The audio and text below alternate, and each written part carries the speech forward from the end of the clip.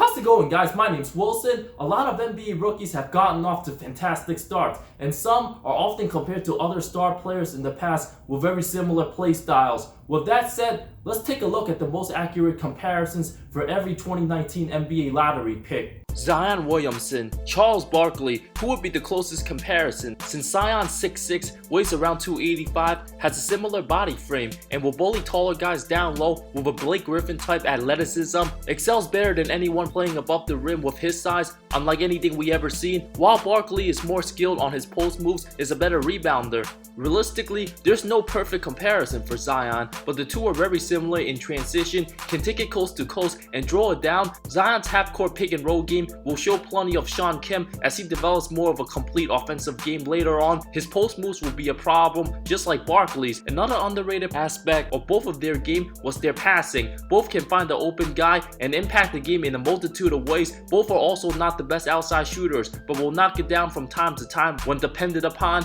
Once Zion makes his debut, his highlights will be everywhere, likely even more crazier than Blake Griffin's highlights with the Clippers. John Moran, Russell Westbrook, both have insane, incredible athleticism, plays with Mulder. While Russ is more reckless, Moran is more composed and calm, has similar leadership qualities, and carries himself like De'Aaron Fox, already making a huge impact as the best player on his team, putting up over 20 a game on over 52% shooting. His first 7 games is an excellent sign. The favorite for Rookie of the Year over the first 2 weeks of the season, Moran shows no fear and super aggressive like Russ when attacking the basket, and went toe-to-toe with Kyrie Irving, able to hold his ground. His maturity is beyond his years, always willing to put his body on the line and draw contact with excellent handles. Also has a lot of young Baron Davis qualities in him, and will have many monster posters and creativity that will make you jump out your seat. He'll always usually be the quickest and fastest guy 99% of the time on the floor. Already playing like an all-star caliber player, Moran should be an MVP candidate by his 3rd season.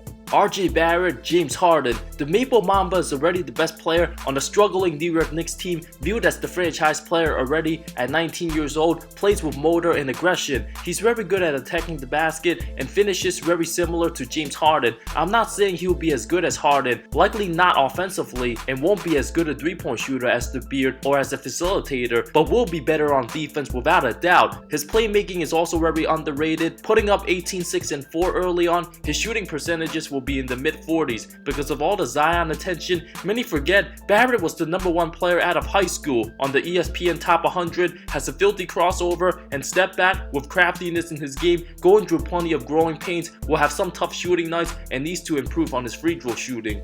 DeAndre Hunter, Luol Deng, has good size at 6'7", 225, and a terrific defender, putting up around 9 points a game in 28 minutes, starting at the small forward spot for the Hawks, having a 7'3" wingspan with a solid mid-range stroke, and takes pride on his defense, just like Deng, who was a 2-time All-Star, spent most of his career with the Bulls, known as one of the hardest workers and competitors who got it done on both ends of the floor. Hunter checks all the boxes with the mindset. He's not the type of guy who will have plenty of highlights, but will be a factor guarding the other team's best players, and a very dependable spot-up shooter who can create his own shot occasionally. Will continue getting better over time. I predict he'll average around 20 points a game in this prime and make all defensive team. Darius, Garland, Mo Williams. Despite struggling with his shot early to start his career, the 19-year-old has a long way to go and will continue to go through a tough rookie season. At 6'2", 175 pounds, he has excellent ball handling skills and extremely quick and shifty. Reminds me of Williams with his 3-point stroke and the ability to score in a variety of ways. Will have a lot to work on. Williams had his best years in his mid-20s with Milwaukee and Cleveland, where he averaged around 17 points a game, shooting close to 40% from 3. I can see Garland having the same type of role. Javid, Clover, Chris Middleton. At 6'6", 195 pounds, he's a guy who dominated a lot in college, can create his own shot, very versatile, having a stellar all-around game, who can fit with almost any team. A multi-dimensional scorer with good fundamentals,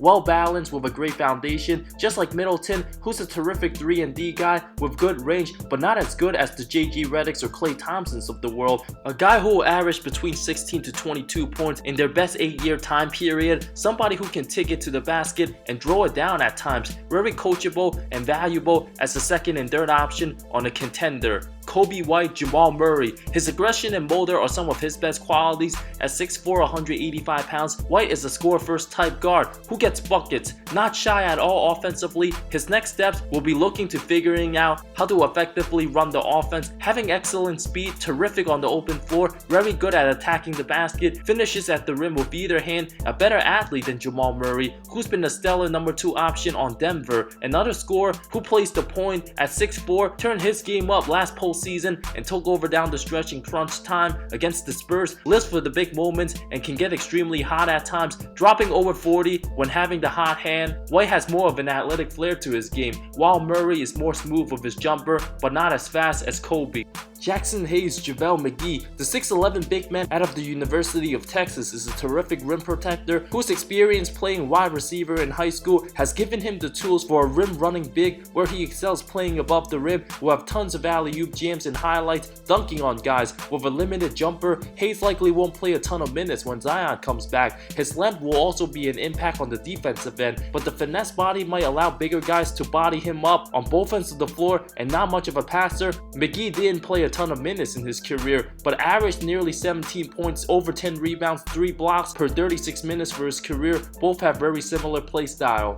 Rui Hachimura, Wilson Chandler. At 6'8", 230 pounds, the 21-year-old has shown tons of promise early on with the Wizards, averaging around 13 and 6 at the small forward spot, finishes strongly around the rim like a power forward and a center, and has some perimeter skills of a small forward. Not a great outside shooter, but excellent in the mid-range from 16 feet, can also post up very effectively. Just like Chandler, who's a career 13 and 5 guy, playing the 3 and 4, a good energy role player who finishes strong in transition, very quick on his feet, an above average athlete, and a solid third option on a playoff team in his prime. Cam Reddish, Gordon Hayward, who's shown his struggles early on but still possesses a very scary upside potential at 6'8", 210 pounds, was the third option at Duke and very limited. Many compare his upside to Paul George, which would be a huge stretch in my opinion. A guy who was very inconsistent on defense but fluid enough to create off the dribble with nice moves and very explosive at getting to the basket, will flush it down on guys. Just like Hayward, it took him 7 seasons to become an NBA All-Star, a guy who also played limited minutes in year 1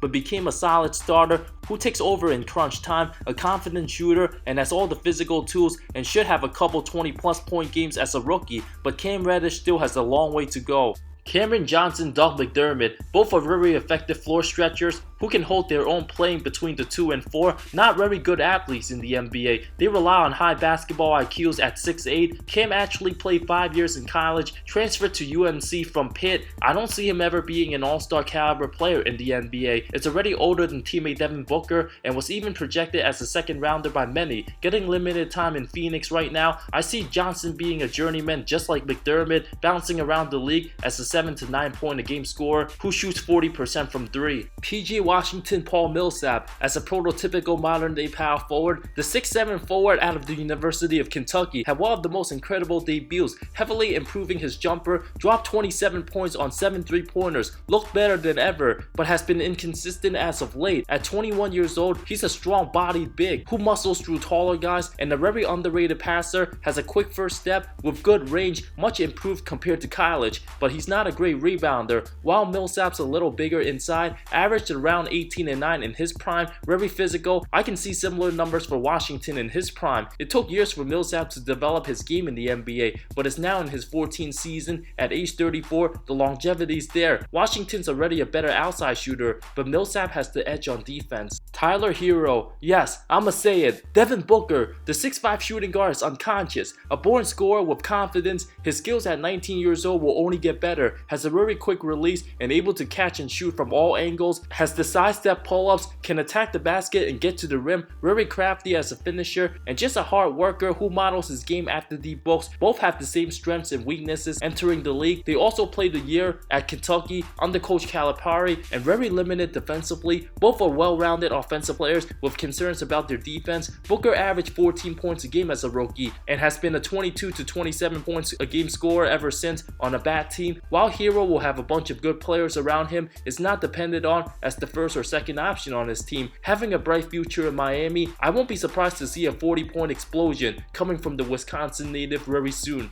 Romeo Langford Evan Turner, who's played only 1 minute so far and spending time in the G League after nursing a thumb injury, was ranked number 5 in the ESPN Top 100 out of high school, but had a very underachieving year at Indiana, can create his own shot and score, but doesn't always look fully engaged and match the intensity level of the game, struggles to shoot from 3 at 6'6", 215, he has good size, can play either the 1, 2, or 3, maybe a double-digit scorer for a couple years in the NBA, but I don't see a high ceiling. I predict a bench player for 80% of his career and be very similar to Evan Turner. Those were all my comparisons for every 2019 NBA lottery pick. Some players drafted after have also been playing terrific, like Eric Pascal, drafted 41st for the Golden State Warriors, has looked amazing, and Brandon Clark for the Memphis Grizzlies. What are some of your comparisons for some 2019 lottery picks? Let me know in the comments below. I talk NBA comparisons, amazing storylines, NBA history, and anything basketball that will interest you. If you love the NBA, subscribe for more content, more great stuff coming soon. I love all of you. See you next time.